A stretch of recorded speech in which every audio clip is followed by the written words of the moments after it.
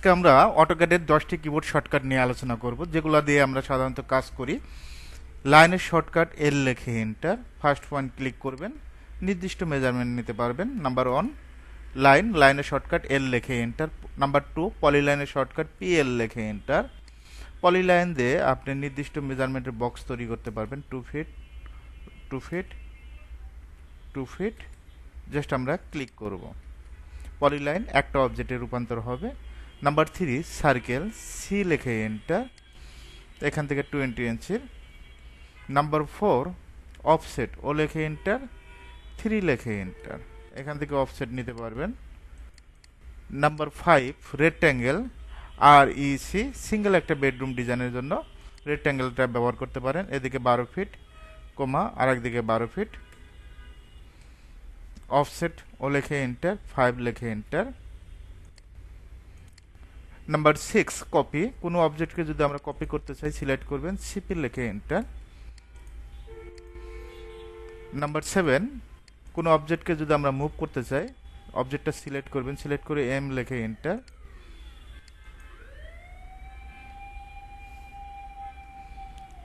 Number 8 কোনো অবজেক্টকে যদি আমরা মিরর করতে চাই, এমআই লিখে এন্টার, সুন্দরভাবে মিরর করতে পারবেন। আমরা যে পাশে প্রয়োজন হবে কাজের জন্য F8 দিবেন,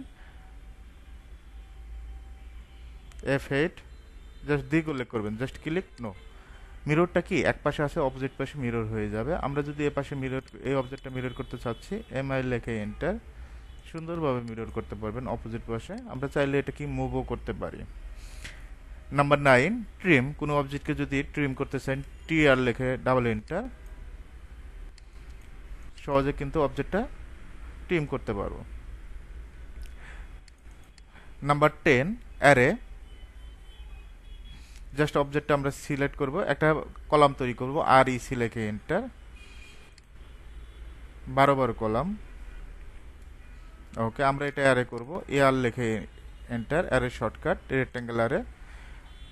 এখন আপনার কলামের দিকে আমার প্রয়োজন 6টা, রোর দিকে প্রয়োজন 5, স্পেসটা প্রয়োজন 2 ফিট করে, রোর স্পেস প্রয়োজন হয় 3 ফিট করে। জাস্ট আপনার কাজের জন্য যে মেজারমেন্ট প্রয়োজন হবে সেই মেজারমেন্ট অনুযায়ী দিয়ে দিবেন।